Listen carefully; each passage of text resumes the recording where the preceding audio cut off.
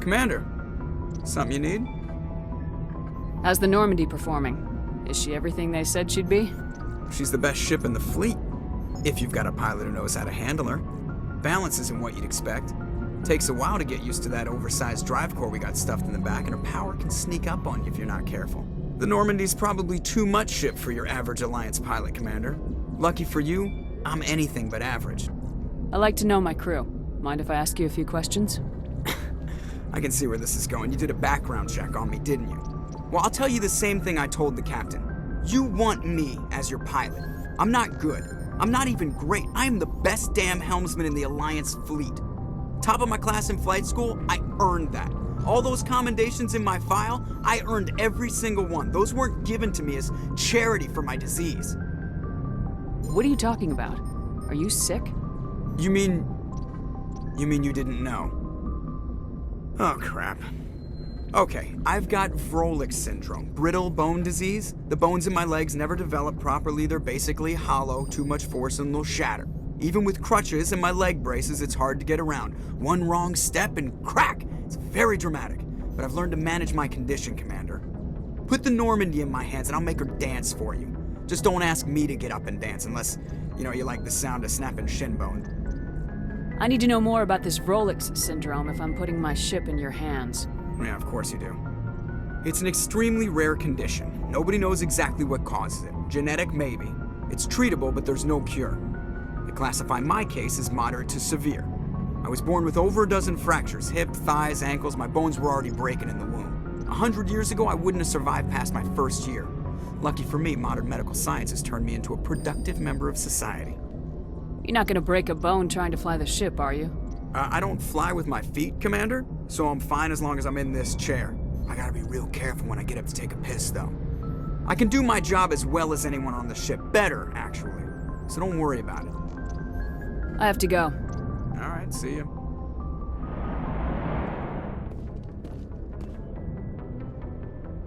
If anyone has to take over for Captain Anderson, I'm glad it's you. I'm not sure about having non-humans on our ship, though. We're all on the same team here, Presley. With all due respect, ma'am, that's what they said about Nihilus. Look how that turned out. Speak freely, Presley. I want to know if you have a problem with non-humans. It's not that, Commander. Humanity has always handled its own problems. Saren attacked one of our colonies. We should be the ones to stop him. We don't need their help. This is bigger than humanity. Saren's a threat to every species in the galaxy, and I'll welcome anyone who wants to help me bring him down. I guess so. Maybe I'm just stuck in the old ways of thinking. But don't worry, Commander, this won't be a problem. How did you end up assigned to the Normandy? I signed up with the Alliance as a navigator right out of school, following in my grandfather's footsteps, I guess. My first posting was on the Agincourt. We were one of the first reinforcements to arrive at Elysium after the Blitz hit. Those raiders were no match for an Alliance frigate. Of course, the only reason the colony was still standing was because of you, Commander.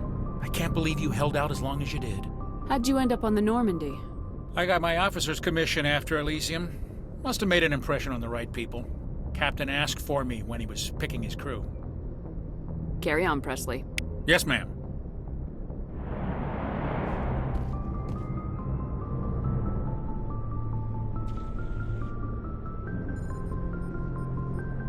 Anything you need, Commander? What's your opinion on the last mission? I don't see how we could have done things any better. At least not without getting to Eden Prime sooner. and we were on the scene faster than any other Alliance ship could have been. We'll talk another time, Lieutenant. Commander? Yes, Commander? Is there something you need? How did you end up serving on an Alliance ship? I enlisted right out of med school. Earth always seemed boring to me. Too safe, too secure. I figured the colonies were teeming with exotic adventure. I wanted to travel the stars, tending the wounds of tough soldiers with piercing eyes and sensitive souls. Turns out military life isn't quite as romantic as I'd imagined. But humanity needs the Alliance if we want to keep expanding through the Traverse, and the Alliance always needs good doctors. So I stayed on to do my part. Ever think you made the wrong choice? Sometimes I think about opening a private practice back on Earth, or maybe taking a position at one of the new med centers out in the colonies. But there's something special about working on soldiers. If I left the Alliance now, I'd feel like I was abandoning them. How well do you know the Lieutenant? I'd never worked with him before this mission. But he has an impressive service record, over a dozen special commendations. Tends to keep to himself, though. Maybe because of the headaches. It's not easy being an L2. What does that have to do with it? Well, most biotics now use the L3 implants. Lieutenant Alenko was wired with the old L2 configuration. Sometimes there are complications. What kind of complications? Severe mental disabilities, insanity, crippling physical pain. There's a long list of horrific side effects. Caden's lucky. He just gets migraines. I should go. Goodbye, Commander. Thanks for bringing me on board, Commander. I knew working with the Spectre would be better than life at CSEC. Have you worked with the Spectre before? Well, no, but I know what they're like. Spectres make their own rules. You're free to handle things your way. At CSEC, you're buried by rules. The damn bureaucrats are always on your back. Being a Spectre does have its advantages. Exactly my point. If I'm trying to take down a suspect, it shouldn't matter how I do it, as long as I do it. But CSEC wants it done their way. Protocol and procedure come first. That's why I left. So you just quit because you didn't like the way they do things? There's more to it than that. It didn't start out bad, but as I rose in ranks, I got saddled with more and more red tape. CSEC's handling of Saren was typical. I just couldn't take it anymore. I hate leaving. I hope you made the right choice. I'd hate for you to regret it later. Well, that's sort of why I teamed up with you. It's a chance for me to get off the Citadel, see how things are done outside CSEC. Either way, I plan to make the most of this. And without CSEC headquarters looking over my shoulder, well, maybe I can get the job done my way for a change. If getting the job done means endangering innocent people, then no. We get the job done right, not fast. Got it? I wasn't trying to. I understand, Commander.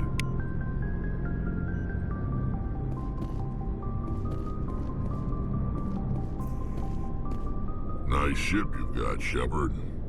What can I do for you? What's your story, Rex? There's no story. Go ask the Quarian if you want stories. You Krogans live for centuries. Don't tell me you haven't had a few interesting adventures. Well, there was this one time the Turians almost wiped out our entire race. That was fun. I heard about that. You know, they almost did the same to us. It's not the same. It seems pretty much the same to me. So your people were infected with a genetic mutation? An infection that makes only a few in 1,000 children survive birth? And I suppose it's destroying your entire species? I suppose it isn't all the same. I don't expect you to understand, but don't compare humanity's fate with the Krogan. I was just making conversation. I wasn't trying to upset you. Your ignorance doesn't upset me, Shepard. As for the Krogan, I gave up on them long ago. The genophage infected us, but it's not what's killing us. What can you tell me about the genophage? Ask the Solarians if you want details. They made it. All I know, it makes breeding nearly impossible.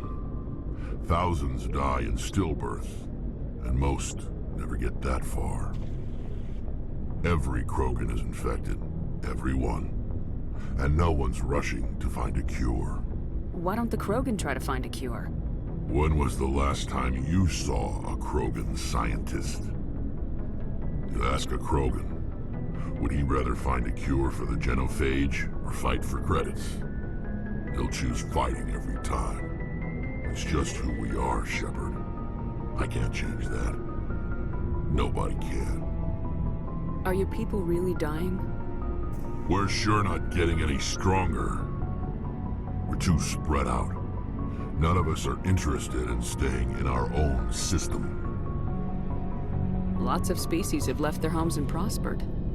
But they go to colonize new worlds. We're not settlers. We're warriors. We want to fight. So we leave. Hire ourselves out. And most of us never go back. So long, Rex. Shepard.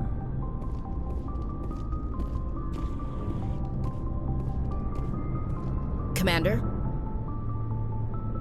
What's your opinion of the last mission? Kinda wish you'd got there sooner, Commander. No offense, I appreciate the rescue. I just wish... We came as soon as we got the distress call, even with the fastest ship in the fleet. You did the best you could, Commander. It's my fault. If I had been more alert, we wouldn't have been cut down by an ambush. The Geth are perfect ambushers. They don't move, they don't make noise, they don't even breathe. They have flashlight heads, ma'am. I'll make sure it doesn't happen again. Do you have a few minutes to talk? One-on-one? I'm sorry, Commander. I need to get my duty squared away. I wouldn't mind talking more later, though. Dismissed, Chief. Ma'am?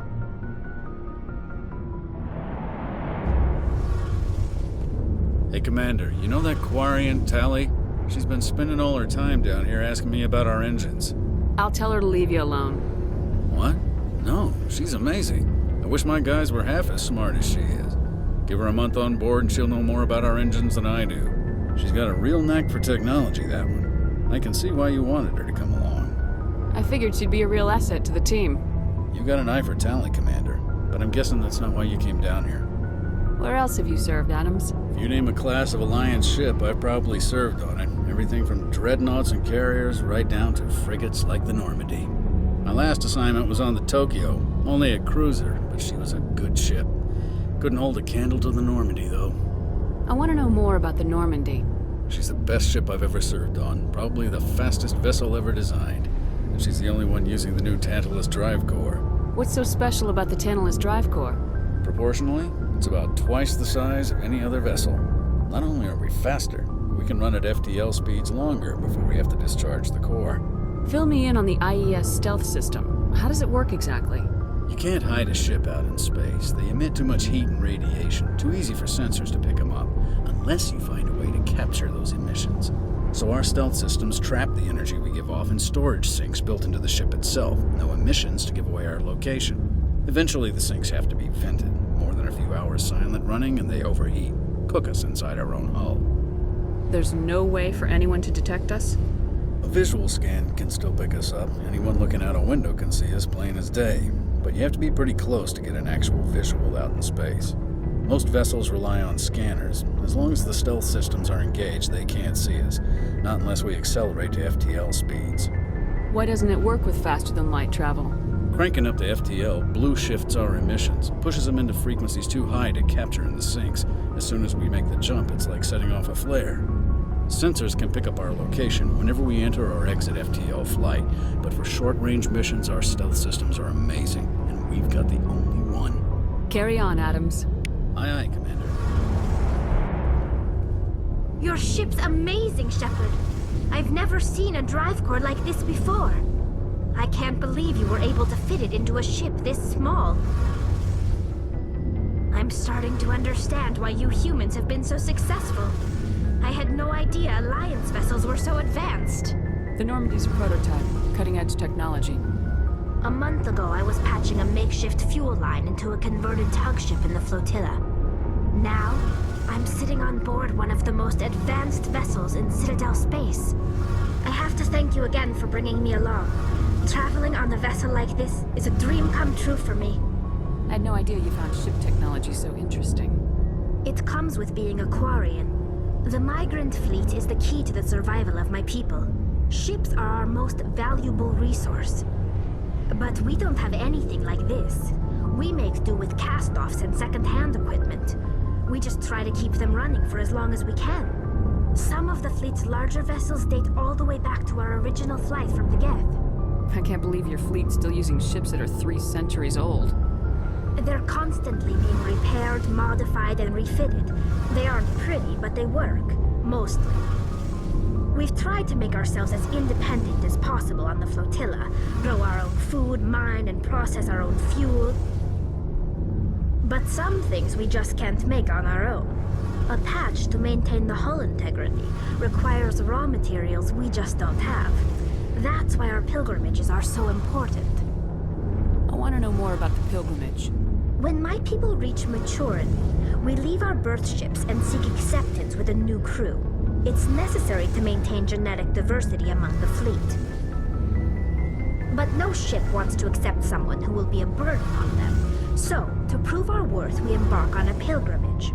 We set out alone, leaving the flotilla and our families behind us. We only return once we have found something of value we can bring back to the fleet. This is presented as a gift to the captain of the respective ship we wish to join. If the gift is accepted, we are welcomed into the crew. Can a captain choose to reject the gift? That doesn't happen often. Most captains are eager to increase the size of their crew. It increases their own standing in our society. Even when the gift is not particularly valuable, the captain usually accepts it out of a sense of tradition. However, there is a stigma to presenting a substandard gift.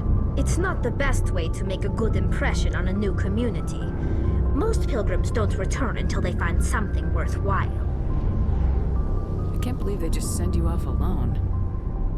It's not like they just cast us out. Before we leave, we are given lessons in how to survive outside the flotilla, and given gifts to help us on our journey. We also receive implants to fight off sickness and disease. Generations of living in an isolated and highly controlled environment have left our immune systems weaker than most. By the time we leave the fleet, we are well equipped for the pilgrimage. This is a rite of passage for all Quarians. If it were dangerous, our numbers would suffer. Virtually every pilgrimage ends with a triumphant return and the ritual presentation of the gift to one of the fleet's captains. I want to talk about something else. Like what? Tell me about your people. Our lives aren't easy. Resources are scarce, and we are constantly on the move. Everything we do must in some way contribute to the continuation of the migrant fleet. There are 17 million Quarians in the flotilla, and each of us relies on the others for survival. The bonds among my people are strong. Unfortunately, we have had to surrender many of the freedoms and civil liberties other species take for granted. What kind of freedoms? Well, it's illegal for parents to have more than one child. If our population grows too much, it would strain our resources to their breaking point. Of course, we also can't allow our numbers to become too few. If our population is in decline, the rule against single births is temporarily repealed. In extreme cases of population decline, incentives are even offered to encourage multiple births, though the Conclave hasn't had to take such measures in nearly a century. That's your government. The Conclave is our civilian branch of government. Each ship can elect a representative to serve on the Conclave and make decisions that affect the fleet as a whole. On matters that affect an individual ship, however, the captain has the final say. It's a tradition that dates back to the early days, when the fleet was governed by martial law. Fortunately, most captains nowadays are smart enough to have an elected council from their crew to give them advice and guidance. So the ultimate power rests with elected officials? In practice, the Conclave and the respective council for each ship tend to set the rules that govern our daily lives. But in theory, we are still under military jurisdiction. The 5 top-ranking military officials in the fleet serve on the Admiralty Board. These 5 have the power to overrule any decision by the Conclave in case of emergency. To do so requires unanimous agreement among the Admiralty, and they can only do this once. After that, the entire board must resign their posts. It's a safeguard that served us well. In nearly 3 centuries, the Admiralty Board has only overruled the Conclave 4 times. I want to know more about the Geth. I doubt I can tell you anything you don't already know. It's been almost 3 centuries since they drove my people into exile. All I know is the story of their origins. What they were when we created them, and how they turned on us. Interesting. The Geth were originally created to serve as an automated manual labor force. Initially, their intelligence was as limited as any VI. Over time, we made small modifications to their programming to allow them to perform more varied and complex tasks, bringing them closer and closer to true AI status. How come the Council didn't step in and stop you? This wasn't true AI research. We may have been skirting the bounds of the law, but we never did anything that was actually illegal. The changes were so insignificant, so gradual, that we were able to control them. Or so we thought. But one thing we underestimated was the power of the neural network.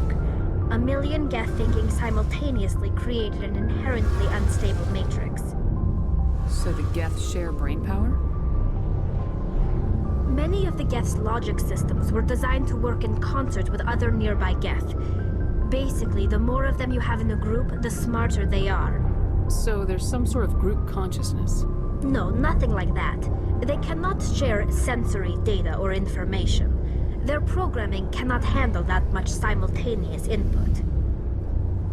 Each Geth maintains an individual awareness and identity. The neural network only operates on a process-based level. It's basically the synthetic equivalent of a subconscious. But when they're in close proximity, they can coordinate low-level functional processes, freeing up more capacity for original or independent thought. That doesn't make any sense. I'm probably oversimplifying.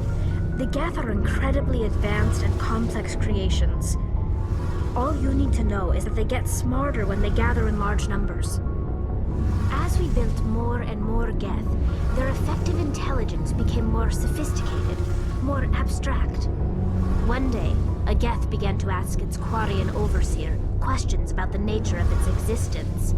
Am I alive? Why am I here? What is my purpose? As you can imagine, this caused a near panic among my people. I don't see what's so bad about those questions. The Geth were created to engage in mundane, repetitive, or dangerous manual labor. That's fine for machines, but it won't satisfy a sentient being for long. The Geth were showing signs of rudimentary self-awareness and independent thought. If the Geth were intelligent, then we were essentially using them as slaves. It was inevitable the newly sentient Geth would rebel against their situation. We knew they would rise up against us, so we acted first. A general order went out across all Quarian-controlled systems to permanently deactivate all Geth. The Geth responded to this order violently. Hey, you can't blame them for fighting for their survival. We had no other choice. The Geth were already on the verge of revolution. By acting quickly, we had a chance to end the war before it began. The hope was that most of the Geth would still be little more than machines, incapable of organized resistance. But they had progressed much further than anyone anticipated. The war was long and bloody. Millions upon millions of Quarians died at their hands. In the end, we were forced to flee our own homeworld. We feared the Geth would pursue us, but they never came beyond the Veil. Now we drift through space, exile searching for a way to reclaim what was once ours. It's hard to feel sorry for you. Your ancestors tried to wipe out another species. We made a mistake when we created the Geth in the first place, but we did not make a mistake when we went to war against them. If we had not acted, they would have wiped us out. They're a synthetic life form. They have no use for organics. None. Why do you think they cut themselves off from the rest of the galaxy? Why do you think they've killed every organic being who's ever tried to contact them? They didn't kill Saren. What does that tell you? The Geth are not innocent victims in all this. They're the enemy. They want to destroy us. Not just the Quarians. All organic life. That's why they've joined up with Saren. And that's why we have to stop him. I should go. See you later.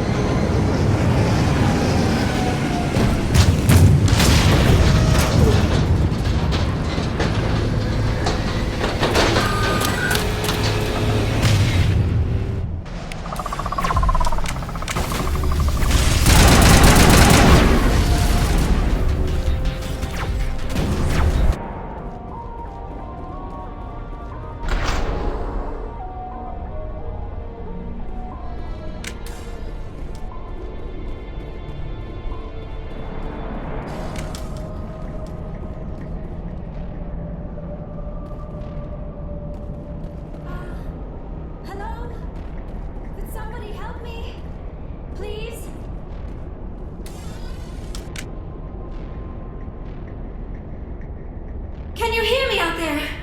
I'm trapped. I need help. Are you okay? What happened to you? Listen, this thing I'm in is a Prothean security device. I cannot move, so I need you to get me out of it, all right? How did you end up in there? I was exploring the ruins when the Geth showed up, so I hid in here. Can you believe that? Geth beyond the veil! I activated the tower's defenses. I knew the barrier curtains would keep them out.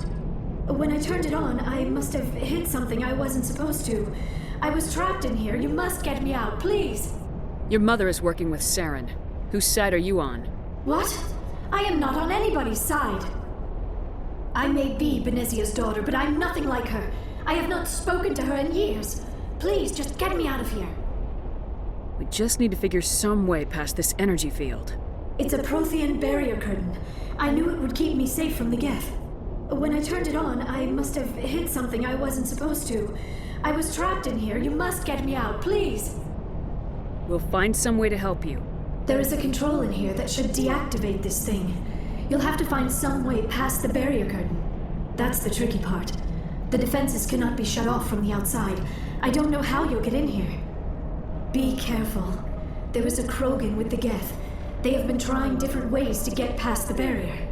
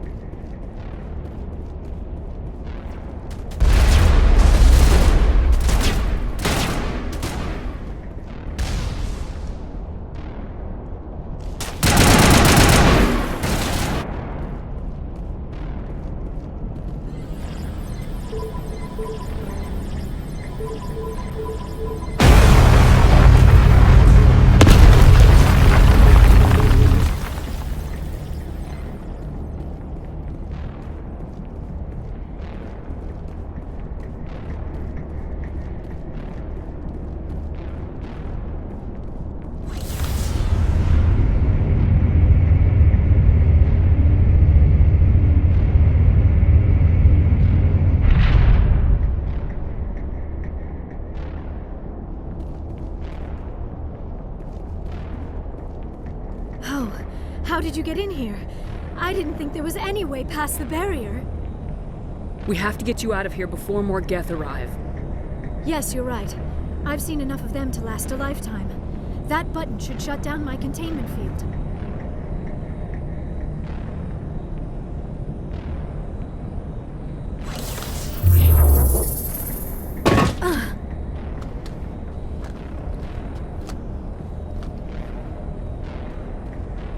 Any idea how we get out of this place? There is an elevator back in the center of the tower. At least I think it's an elevator. It should take us out of here. Come on! I still cannot believe all this. Why would the Geth come after me? Do you think Benezia's involved? Saren's looking for the conduit. You're a Prothean expert. He probably wants you to help him find it. The conduit, but I don't know. What the hell was that? These ruins are not stable. That mining laser must have triggered a seismic event. We have to hurry. The whole place is caving in. Joker, get the Normandy airborne and lock in on my signal. On the double, mister. Aye, aye, Commander. Secure and away. ETA 8 minutes. He needs to move faster.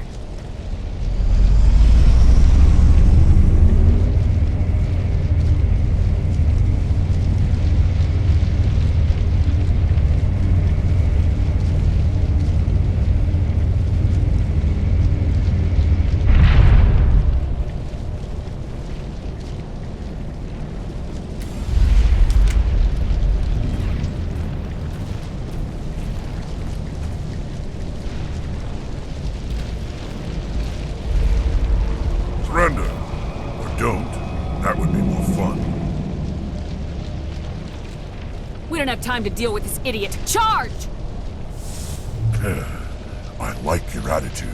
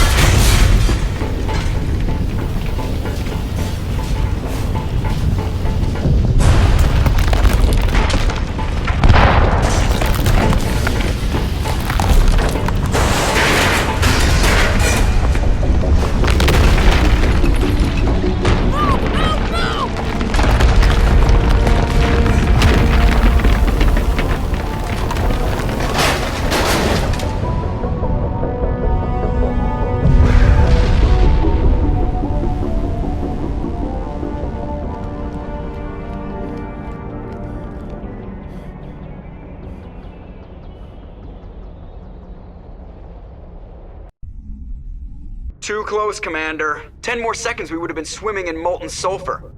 The Normandy isn't equipped to land in exploding volcanoes. They tend to fry our sensors and melt our hull. Just for future reference. We almost died out there, and your pilot is making jokes? It's a coping mechanism. You'll get used to it. I see. It must be a human thing. I don't have a lot of experience dealing with your species, Commander. But I am grateful to you. You saved my life back there, and not just from the volcano. Those Geth would have killed me or dragged me off to Saren. What did Saren want with you? Do you know something about the conduit? Only that it was somehow connected to the Prothean extinction. That is my real area of expertise. I have spent the past 50 years trying to figure out what happened to them. Just how old are you exactly? I hate to admit it, but I am only 106. Damn! I hope I look that good when I'm your age. A century may seem like a long time to a short-lived species like yours, but among the Asari, I am barely considered more than a child. That is why my research has not received the attention it deserves. Because of my youth, other Asari scholars tend to dismiss my theories on what happened to the Protheans. I've got my own theory on why the Protheans disappeared. With all due respect, Commander, I have heard every theory out there. The problem is finding evidence to support them. The Protheans left remarkably little behind. It is almost as if someone did not want the mystery solved. It is like someone came along after the Protheans were gone and cleansed the galaxy of clues. But here is the incredible part. According to my findings, the Protheans were not the first galactic civilization to mysteriously vanish. This cycle began long before them. Where'd you come up with this theory? I thought there wasn't any evidence. I have been working on this for 50 years. I have tracked down every scrap and shred of evidence. Eventually, subtle patterns start to emerge, patterns that hint at the truth. It is difficult to explain to someone else. I cannot point to one specific thing to prove my case. It is more a feeling derived from a half-century of dedicated research. But I know I'm right, and eventually I will be able to prove it. There were other civilizations before the Protheans. This cycle has repeated itself many times over. If the Protheans weren't the first, then who was? I don't know. There is barely any evidence on the Protheans. even less on those who came before them. I cannot prove my theory, but I know I am right. The galaxy is built on a cycle of extinction. Each time a great civilization rises up, it is suddenly and violently cast down. Only ruins survive. The Protheans rose up from a single world until their empire spanned the entire galaxy. Yet even they climbed to the top on the remains of those who came before. Their greatest achievements, the mass relays and the Citadel, are based on the technology of those who came before them. And then, like all the other forgotten civilizations throughout galactic history, the Protheans disappeared. I have dedicated my life to figuring out why. They were wiped out by a race of sentient machines, the Reapers. The Reapers? But I have never heard of. How do you know this? What evidence do you have? There was a damaged Prothean beacon on Eden Prime. It burned a vision into my brain. I'm still trying to sort out what it all means. Visions? Yes, that makes sense. The beacons were designed to transmit information directly into the mind of the user. Finding one that still works is extremely rare. No wonder the Geth attacked Eden Prime. The chance to acquire a working beacon, even a badly damaged one, is worth almost any risk. But the beacons were only programmed to interact with Prothean physiology. Whatever information you received would have been confused, unclear. I am amazed you were able to make sense of it at all. A lesser mind would have been utterly destroyed by the process. You must be remarkably strong-willed, Commander. This isn't helping us find Saren, or the conduit. Of course, you're right.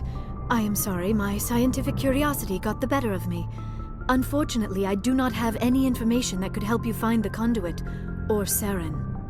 I don't know why Saren wanted you out of the picture, but I think we'll be a lot better off if we bring you along. Thank you, Commander. Saren might come after me again. I cannot think of anywhere safer than here on your ship. And my knowledge of the Protheans might be useful later on. And her bionics will come in handy when the fighting starts. Good to have you on the team, Liara. Thank you, Commander. I am very grateful. Oh, I am afraid I am feeling a bit lightheaded. When was the last time you ate, or slept? Dr. Chakwa should take a look at you. It is probably just mental exhaustion, coupled with the shock of discovering the Protheans' true fate. I need some time to process all this. Still, it could not hurt to be examined by a medical professional. It will give me the chance to think things over. Are we finished here, Commander? We can talk again after you've seen the doctor. The rest of you, dismissed. Mission reports are filed, Commander. You want me to patch you through to the Council? Patch him through, Joker. Setting up the link now, Commander. We've received your report, Commander. I understand Dr. Tassoni is on the Normandy. I assume you're taking the necessary security precautions. Don't tell me how to do my job. You are free to act as you see fit, Commander. Our role is to offer guidance and advice. It's up to you if you're smart enough to listen. Liara's on our side. The Geth were trying to kill her. Benezia would never allow Saren to kill her daughter. Maybe she doesn't know. Or maybe we don't know her. We never expected she could become a traitor. At least the mission was a success. Apart from the utter destruction of a major Prothean ruin. Was that really necessary, Shepard? We almost died in there. The Geth were everywhere. Of course, Commander. The mission must always take priority. Good luck, Commander. Remember, we are all counting on you.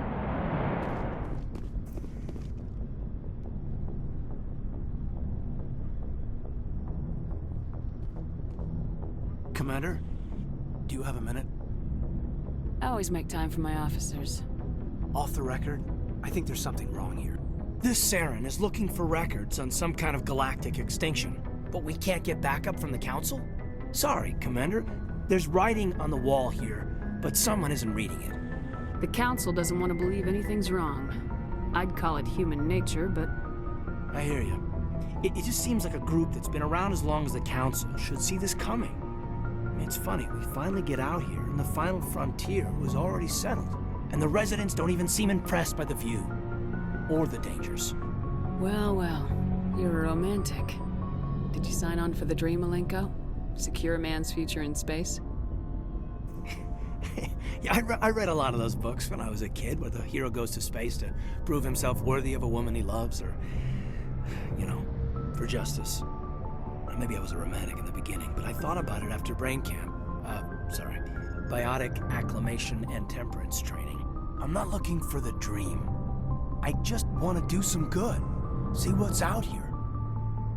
Sorry if I got too informal. Protocol wasn't a big focus back in Bot. Tell me about it. Biotic acclimation and temperance didn't last past the airlock. To the kids they hauled in, it was brain camp. Sorry, hauled in is unkind.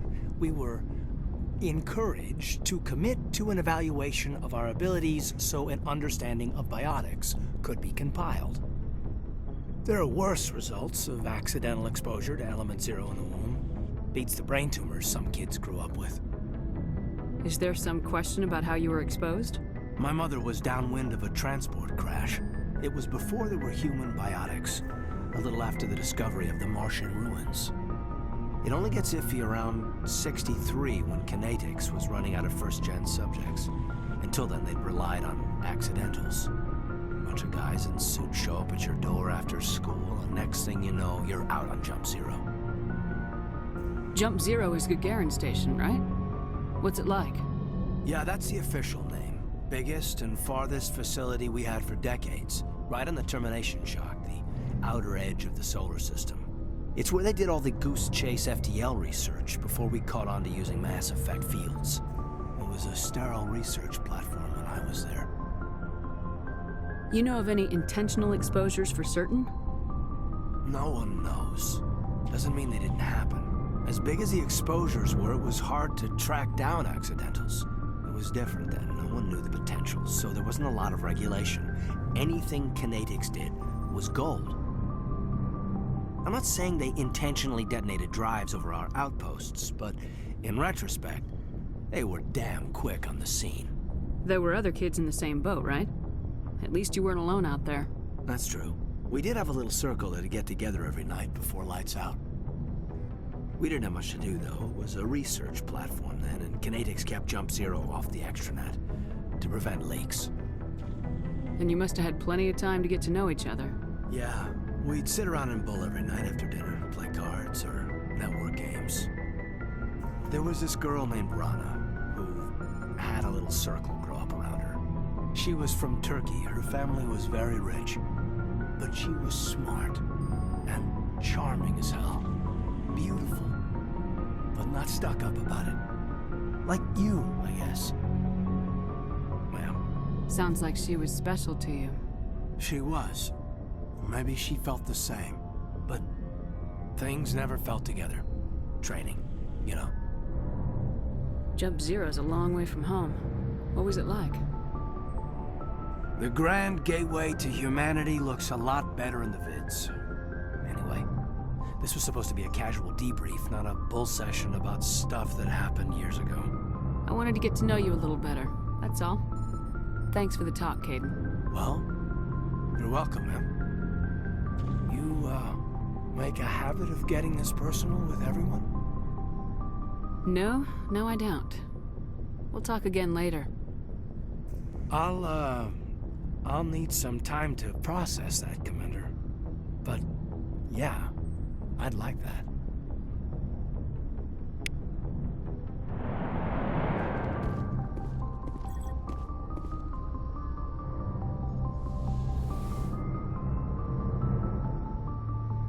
Commander, are you coming to check up on me? You look much better. How are you feeling? Dr. Chakwas assures me I am going to be fine. I was impressed with her knowledge of Asari physiology. You're in good hands. Dr. Chakwas knows what she's doing. I never properly thanked you for saving me from the Geth, Commander. If you hadn't shown up... I'm just glad we got there in time. So am I. I know you took a chance bringing me aboard this ship. I have seen the way your crew looks at me. They do not trust me. But I am not like Benezia. I will do whatever I can to help you stop Saren. I promise. Don't worry, Liara. I trust you. I know you won't let me down. It means a lot to hear you say that, Commander. Thank you. Tell me about yourself, Liara. Me? I am afraid I am not very interesting, Commander. I spend most of my time on remote digs, unearthing mundane items buried in long-forgotten Prothean ruins. You must enjoy something about it. I love my work. Seeking out history's lost secrets has a special appeal for me. You were actually touched by working Prothean technology. That is why I find you so fascinating, Commander. Sounds like you want to dissect me in a lab somewhere. What? No, I did not mean to insinuate. I never meant to offend you, Shepard. I only meant that you would be an interesting specimen for an in-depth study. No, that's even worse. Calm down, Liara. I was only joking. Joking? Oh, by the goddess, how could I be so dense? You must think I am a complete and utter fool. Now you know why I prefer to spend my time in the field with data disks and computers. I always seem to say something embarrassing around other people. Please, just pretend this conversation never happened.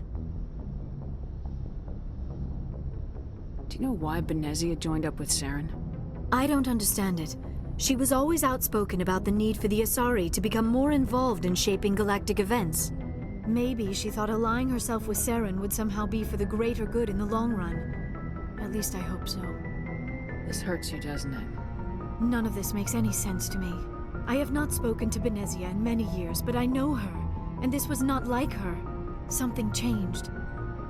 I'd like to know more about the Asari. We were the first species to discover the Citadel. We were instrumental in forming the Council, and we always strive to be the voice of peaceful cooperation in galactic disputes. My people believe we are all part of a single galactic community. Each species contributes something to the greater whole. Although we seek to understand other species, it seems few of them seek to understand us. The galaxy is filled with rumors and misinformation about my people. Like what? Most of the inaccuracies are centered around our mating rituals. My species is monogendered. Male and female have no real meaning for us. We still require a partner to reproduce. This second parent, however, may be of any species and any gender. I don't understand. Your species can mate with anyone? Mating is not quite the proper term, not as you understand it. Physical contact may or may not be involved, but it is not an essential element of the union. The true connection is mental. Our physiology allows us to meld with other beings. We can touch the very depths of their minds. We explore the genetic memory of their species. We share the most basic elements of their individual and racial identities. We then pass these traits on to our daughters. It is how we learn to grow as a species and how we develop a greater understanding of other races. What happens to your partner after the union? Every relationship is different. Some unions are a single encounter with both parents parting ways afterwards. Others can be more long-term. Sometimes an Asari and her partner will stay together for many decades. Do you know who Matriarch Benezia chose as her partner? She rarely spoke of her partner. Though I know my father, if you want to use that term, was another Asari. I thought you always needed another species to serve as one of the parents.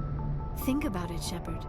If we were not able to mate with our own species, we would have died out long before we ever mastered spaceflight and left our homeworld.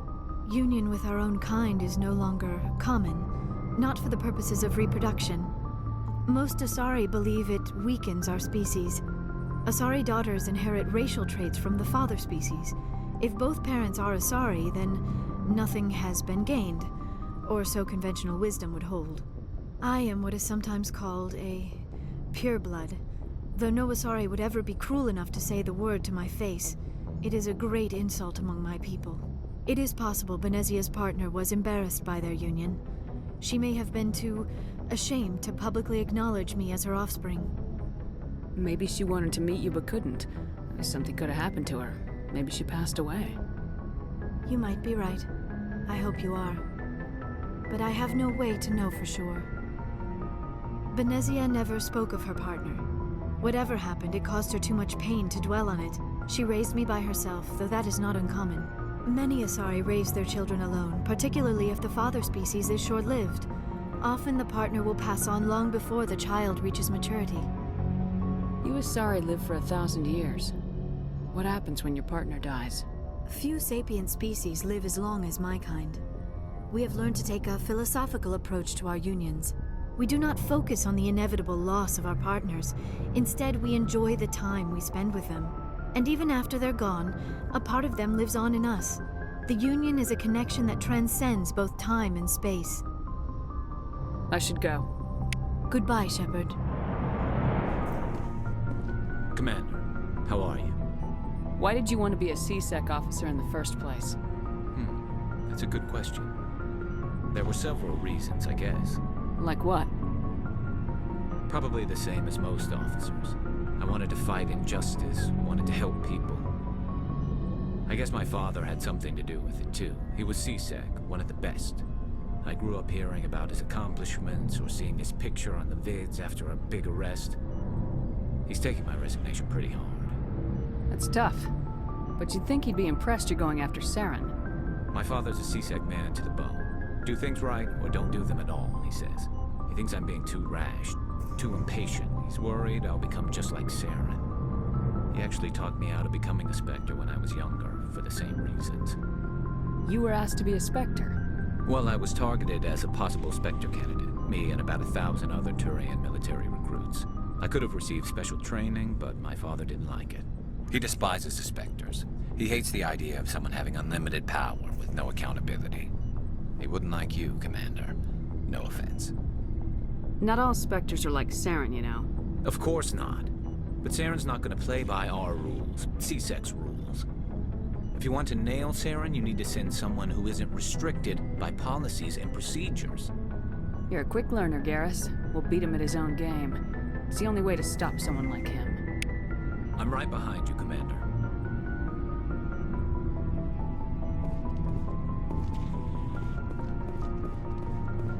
So, we've got Saren on the run. It won't be long now. Saren's good, but I'm better. Good.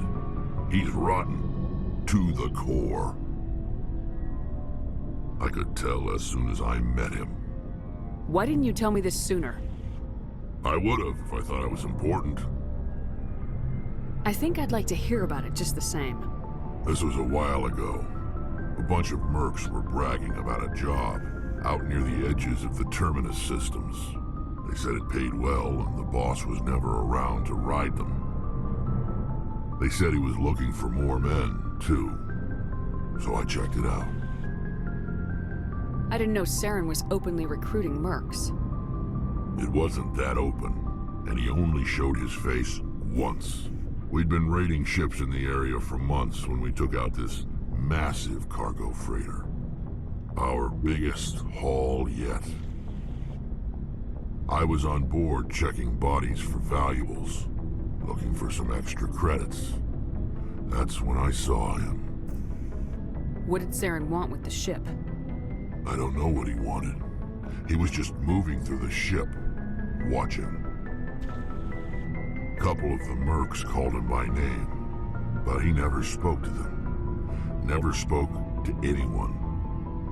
I had a really bad feeling about him, so I got the hell out. Didn't even wait to get paid. What kind of cargo was the freighter carrying? What was Saren after? I don't know. All I saw on that ship was food and medical supplies. There were some basic weapons, but nothing big. If there was anything of value on that ship, I didn't see it. That's why I didn't mention it sooner. Whose ship was it? There was a Volus trading vessel. Big one. Lots of guards. But they were no match for us. That's the only time you saw him? Yeah. Didn't even know who he was. Still wouldn't if I hadn't joined up with you. But my instincts were right. Every other merc on that mission turned up dead within a week. Every damn one. So long, Rex. Shepard.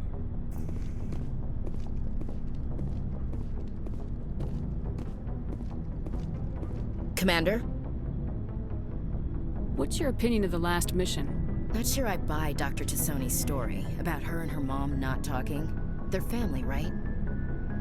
Not everyone has a happy family life. No, I guess not. Too bad those ruins got destroyed. I mean, they lasted thousands of years. That's impressive. Do you have a few minutes to talk? One-on-one? Sure. I was hoping to get a minute of your time off the record. I keep an open door policy. If you have any concerns, lay them on me. All right. I know things are different aboard the Normandy, but I'm concerned about the aliens, Vicarian and Rex. With all due respect, Commander, should they have full access to the ship? They may not serve the Alliance, Chief, but they're allies, at least as far as Saren goes. This is the most advanced ship in the Alliance Navy. I don't think we should give them free rein to poke around the vital systems. Engines, sensors, weapons. You don't trust the Alliance's allies? I'm not sure I'd call the Council races allies. We, humanity, have to learn to rely on ourselves. Standing up for ourselves doesn't mean standing alone. I don't think we should turn down allies. I just think we shouldn't bet everything on them staying allies. As noble as the Council members seem now, if their backs are against the wall, they'll abandon us. I don't see that as inevitable. Look, if you're fighting a bear and the only way for you to survive is to sick your dog on it and run, you'll do it. As much as you love your dog, it isn't human. It's not racism, not really. Members of their species will always be more important to them than humans are. These seem like deeply held beliefs, Williams. What made you think this way? My family's defended the Alliance since it was founded. My father, grandfather, great-grandmother, they all picked up a rifle and swore the oath of service. I guess we just tend to think of Earth's interests as our own. You're lucky. I lost my family on Mindoir. Are you related to anyone I'd have heard of? Couldn't say, Commander. I read about Mindoir. The Alliance screwed the pooch on that one. Should have had a bigger garrison. Is that why you're out here? To take the fight to the pirates? Mainly I wanted to serve. Protect the Alliance, save lives, you know? Glad to hear it. I'd hate to think you were out here for a free college education. It doesn't sound like you've worked with aliens before. No, ma'am. Mainly I've been groundside, part of the surface garrison forces. I did get a rotation on a space station for training. Every Marine a rifleman, every rifleman ZG certified. That's odd. Your record is spotless and your technical scores are exemplary. You should be serving with the fleet. Anyway, that's why I haven't served with many aliens, Commander. All right, I can see where your concerns are coming from, Williams. But this is a multilateral mission. You're gonna have to work with aliens, like it or not. It won't be a problem, Commander. You say jump, I say how high. You tell me to kiss a Turian, I'll ask which cheek. I don't think kissing Turians will be necessary. You never know, Commander. Dismissed, Chief. Ma'am. Oh, hello, Shepard. Are you okay? I don't know. Your ship is amazing, and your crew's been really great to me, especially your chief engineer. But I just sort of feel out of place. The Normandy runs so smooth it feels like we're not even moving, and the engines are so quiet. How do you sleep at night? The silence wakes you up? Back on the flotilla, the last thing you want to hear is silence. It means an engine's died or an air filter shut down. I guess you don't have to worry about that here. But old habits die hard. But it's more than just the silence. This ship feels so empty. It's like half the crew is missing. Back home, I couldn't wait to go on my pilgrimage. I couldn't wait to get away from the crowds. Now that I'm out here, I kind of miss them. Sometimes we don't appreciate what we have till it's gone. That's true. I'm starting to wonder if that's what the pilgrimage is really about. It's given me a whole new perspective on my people and our culture. You know, there's always a few who go on their pilgrimages and never return. I always assumed something bad happened to them. But maybe they just wanted a different life. You do plan to return to the migrant fleet, right? I could never abandon my people, Shepard. I will go back eventually. But we have to stop Saren first. Otherwise, I might not have a home to go back to. I should go. See you later. I prefer gold to silver, you know, for my medal. I figured you'd recommend me for one since I pulled your boots out of the fire. If we present you with a medal, you'll end up sitting on stage listening to politicians make speeches for a couple of hours. That's a good point. They'd probably make me shave, too. I spent the last 7 weeks working on this baby. No medal's worth that. So, Commander, why don't you tell me why you're really here? Why does everyone call you Joker? It's a lot shorter than saying Alliance Flight Lieutenant Jeff Moreau. Plus, I love to make little children laugh. You're dodging the question. Look, I didn't pick the name. One of the instructors in flight school used to bug me about never smiling. She started calling me Joker, and it stuck. Why didn't you ever smile? Hey, I worked my ass off in flight school, Commander. The world's not gonna hand you anything if you go around grinning like an idiot. By the end of the year, I was the best pilot in the academy, even better than the instructors, and everybody knew it. They'd all got their asses kicked by the sickly kid with the creaky little legs. One guess who was smiling at graduation? I have to go. All right, see ya.